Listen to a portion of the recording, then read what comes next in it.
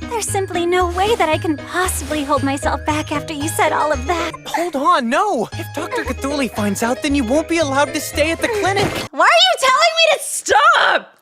I'm turning you on!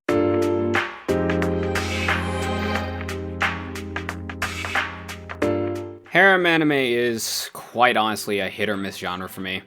On one hand, there are shows that are investing and enjoyable for what they are, and on the other, there's a lot of shows that just regurgitate the same fucking story points and characters that have been done in the past before. Now, don't get me wrong. There are some shows that are nothing too original in the genre or widely beloved that I enjoy out of it simply because it's something harmless that I can just shut my brain off to. But I'd be lying if I said I was a die-hard fan of this genre as well. I have seen and come across a lot of harem anime series since the arrival of the last decade. Oh my god, how the fuck did I have this much free time back then? And honestly, I'd say that Monster Girl Doctor is one of the handful of anime series that I enjoy that actually does something that is honestly kind of absent in the genre as a whole.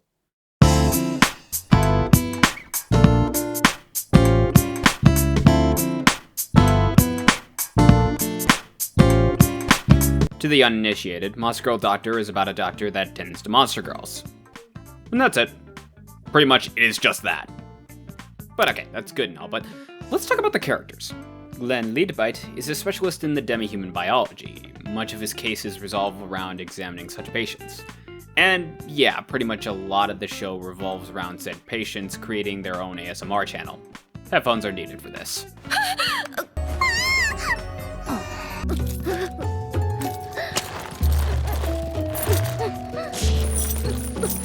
Get it? 'Cause sex.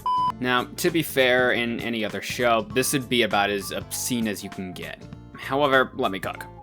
A big problem with a lot of moments in series similar to this is that it plays off sexual harassment and assault as comical and in some cases, an attempt at charm. Or in some cases, an excuse to out people about their weird fucking tastes. She's 14. Here's where I feel is a genuine change to this. The doctor is an actual doctor. I mean, it seems obvious, but think about it.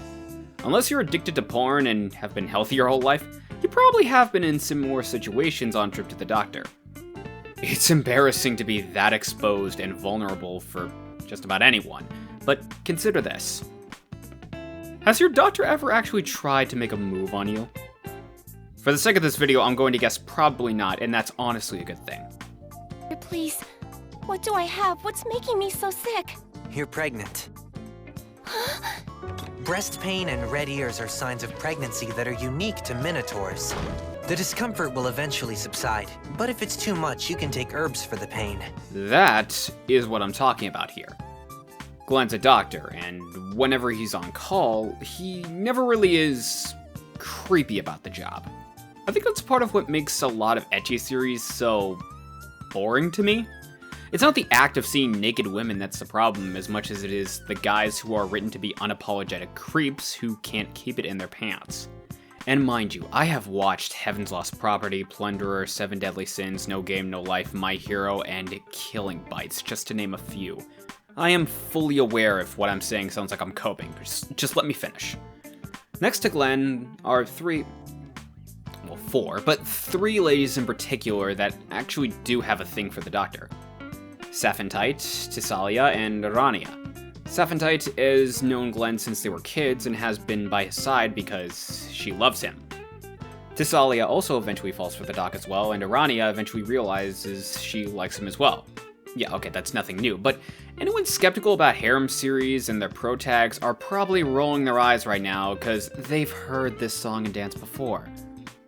So, let's change up the tune, shall we?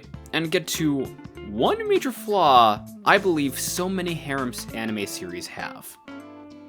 These characters are not fucking idiots. For starters, Glenn. In regards to Sappho, he's fully aware she likes him, and even admits at times that he feels the same about her, even if it isn't outright. There's one time she has an opportunity to have her way with him, and his biggest concern is that actually acting on it is problematic in their position, given that they're both doctor and nurse. He likes her, but he doesn't want either of them to basically lose their jobs over it.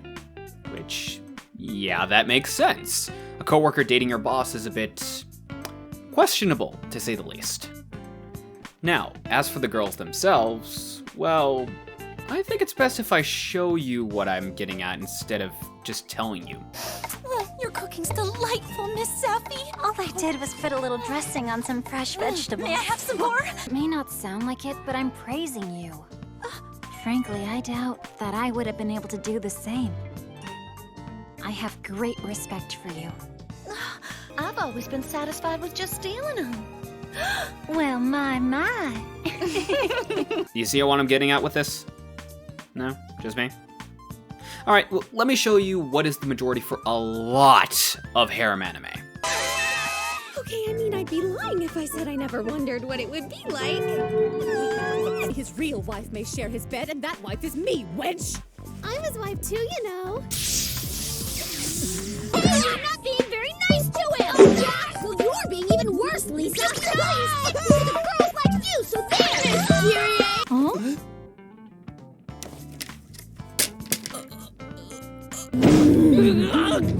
待って何する気だお願いだからやめてくれ頼む助けて助け Basically, these girls are actual characters and even friends outside of being smitten with who they love.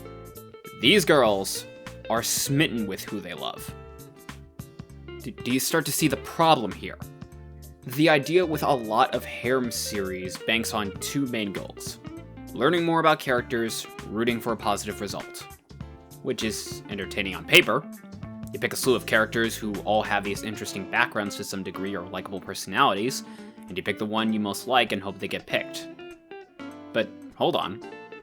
Most harem series are about a bunch of characters interested in one person, but they were built up to having a genuine arc outside of them. So what happens when the person involved and the harem's characters don't get taken into consideration? Another redundant-ass barrel of tripe that makes Rule 34 writing look like the fucking Godfather. There is nothing more infuriating in a story like this than getting invested in characters, only for the series to throw all that shit out the fucking window, in place of them constantly fantasizing and misunderstanding the person they like. Whatever character they may have had is lost when they fall for someone. And no, I'm not simply talking about trampled on hearts here. It'd be one thing if some new girl just came in and claimed ownership, but it's another if the story calls for them to be on the same side, let alone living together. And no, I'm not saying every group of guys or girls together around one person have to be friends with one another out of the gate, but oh my god, I caught you with my partner for the 300th fucking time should not be a reoccurring theme. It shouldn't even happen once! Oh, but Sozo, you're giving this too much credit. All harem series are trashy. It comes with the territory. No! Whether or not a series is a harem doesn't mean shit when the characters are a bunch of insufferable and ignorant fucking cunts! And half the time, the trashy harem series that do this are just fucking boring! Okay, in all honesty, I'm not simply pissed at the genre because so much of it is the same tribe. That's a part of it, but when you realize what you can do with characters in a situation or even a theme like this, and then look at how many series scratch their heads about how they make it successful, it just becomes infuriating. This is why to me the genre gets so much shit. It's not just the fan service or how much wish fulfillment goes into them, which, again, is a part of the problem here, but it's the fact that in a genre focused solely on characters, there's ironically so many series that miss that aspect. And that's where harems fall apart to me. And I imagine it's the same for many others as well. If the characters are not investing or even entertaining, then why should I bother giving a shit about them? If I'm supposed to be rooting for best girl or best boy, then why don't they give me a reason to be interested in them to begin with? If the play doesn't care about the actors outside of who the lead on center stage is, then why the fuck should the audience care about the rest of the actors on stage with the lead?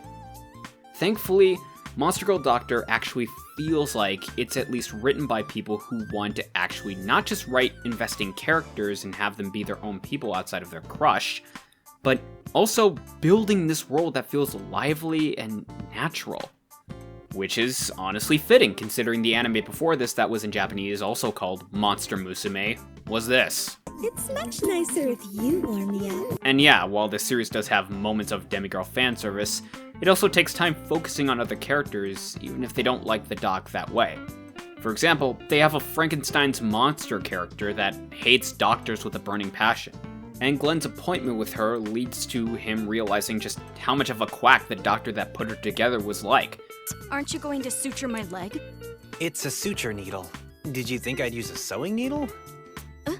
Whoever the person was who created you, they're far from being anything close to a doctor. She doesn't fall for him, but rather she actually acknowledges him for his skills and even respects him. For the most part, this is the formula. Demi-humans that see Dr. Glenn and feel grateful for, well, him doing his job. As opposed to Monster Musume, which is just an inoffensive main character put in erotic situations. Monster Girl Doctor isn't a stranger to offering the same in its own ways, but it does show itself to being a story that at the very least wants to tell a story. And at the most, wants this story to be its own livable world with humans, talking animals, and demi-humans, and those people living in it. And that's not even to talk about the result of the harem in the end, which, well, I'm not gonna say it here. But if you want to know, you can check out the light novels, as the series has been finished for also kind of a bit now.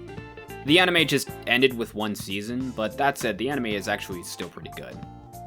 Yeah, it doesn't have the most impressive animation, granted, and yeah, the writing isn't, mind-blowing or anything, but it was, for the most part, just an enjoyable time and an enjoyable story. The acting's not half bad either, and the dub actually brings in some pretty noteworthy talent, even if most of them are just in it for an episode or two. Griffin Puatu, Christina V, Wendy Lee, Erica Mendez, Sarah Williams, Jeremy Lay, Kiera Buckland, and Lizzie Freeman, among others, actually do a pretty decent job in the series. Even in terms of fantasy worlds, this series actually has its own identity. For most series in a fantasy world, the world is sort of just a cardboard cutout. There's not really any identity or agency to it. It just exists. Like, you remember how I talked about that Frankenstein's monster character? Yeah, a part of her story was that her limbs had fallen off and they needed to be retrieved, but the story, interestingly, actually makes use of the location this way. Details like this may seem minor and not really essential and everything, but yeah, Monster Girl Doctor, well, I'm still not gonna say that it's a show you can watch with your family, but it is still an enjoyable time for what it is. But I will admit, it pales in comparison to the King of Harem series. Wow, monogamy is boggers. You whole wrecking slut! Did you want to take her down to Pound Town? God, that still fucking gets me.